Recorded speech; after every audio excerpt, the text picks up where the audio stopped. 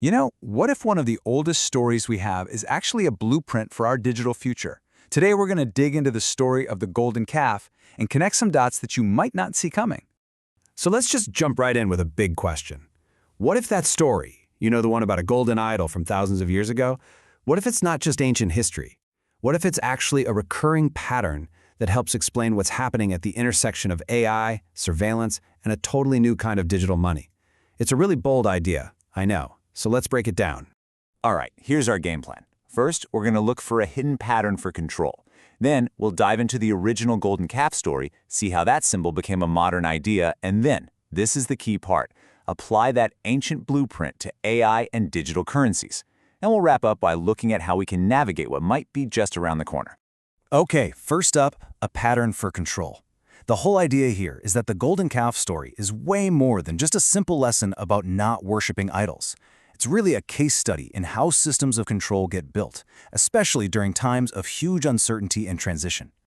This quote from one of our sources just nails it. This wasn't just some simple act of rebellion. It was a trade-off, and it was born from fear. They were trading the terrifying uncertainty of the unknown for the comfort of the known. And that very human impulse to grab onto something solid when we feel lost, well, that's the key to this whole thing. So, to really get this pattern, we have to go back to the beginning. We have to understand the original event, what was really going on at the foot of Mount Sinai. All right, so the story from Exodus 32 is pretty simple on the surface, right? Moses, their leader, is up on the mountain. He's gone. The people are in this wilderness period. They've left the old system of Egypt, but they haven't gotten to the new one yet. So anxiety kicks in, and they demand a new, visible authority. Aaron gives in, and poof, the golden calf is born. But why? Why did they actually do it? Well, it wasn't just one thing. Our sources point to this kind of perfect storm of reasons. For one, they were impatient and super anxious. They were also still influenced by the idol-worshipping culture they'd literally just escaped from in Egypt. And they had that deep human need for something tangible to hold on to. But really, all of this boils down to one single core driver, a desperate search for security in a moment of absolute uncertainty. Now, let's hit fast forward to today. The physical calf is long gone, but the idea of it, the symbol, is arguably more powerful than it's ever been. So how did that happen? Well, according to sources like Wikipedia and Visual Midrash, the term golden calf has become this really potent metaphor. It's basically shorthand for worshiping things that aren't worthy of it, especially the nonstop chase for money and stuff. It's become a symbol for when the means to live, like money, becomes the end itself. And you can see this ancient impulse everywhere today, can't you? It shows up in our intense focus on materialism and wealth, in the way we worship celebrities, and yeah, even in politics. For instance, one source points out how commentators from all over the political map have used the golden calf metaphor to talk about the intense devotion shown to political figures or symbols. They're drawing a straight line from that ancient story to things happening right now. And this brings us right to the heart of this whole explainer. One of our main sources lays out a really provocative theory that this ancient pattern isn't just history. It's the exact blueprint for a new kind of control system being built today with artificial intelligence and something called central bank digital currencies, or CBDCs. This quote just frames the argument so perfectly. The source suggests that a centralized AI surveillance system, which it calls the Oracle, acts like the nervous system. It gathers all the data, it sees everything.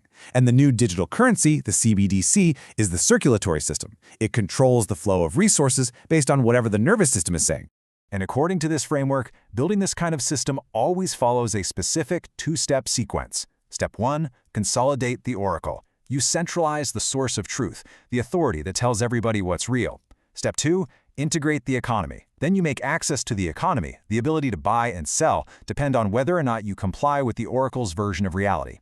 So let's be super clear on what a CBDC actually is, because it is not like Bitcoin. This is a digital dollar, or a digital euro, that's issued directly by a central bank. That means it's centralized, and, this is the most important part, it's programmable. The actual rules of the money itself can be rewritten by the issuer. One source calls the mix-up between these two things a dangerous confusion, because they are basically opposites.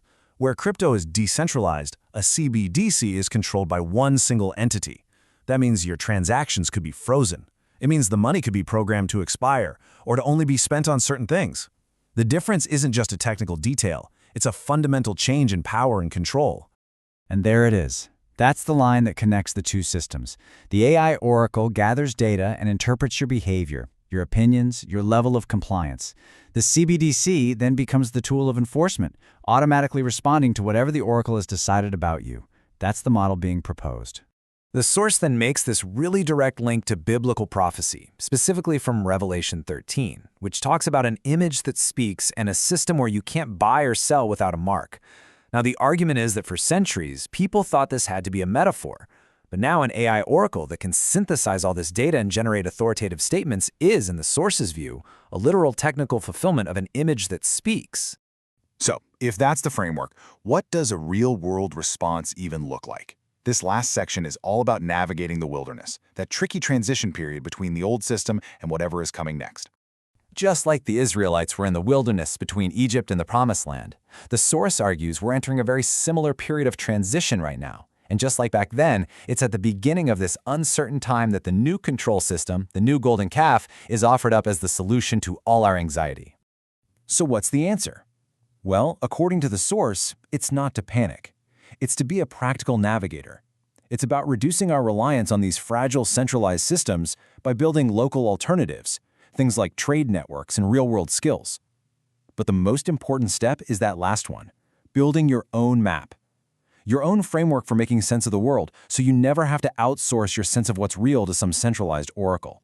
And let's end on this final thought. Navigating huge system-level change isn't really about predicting the future.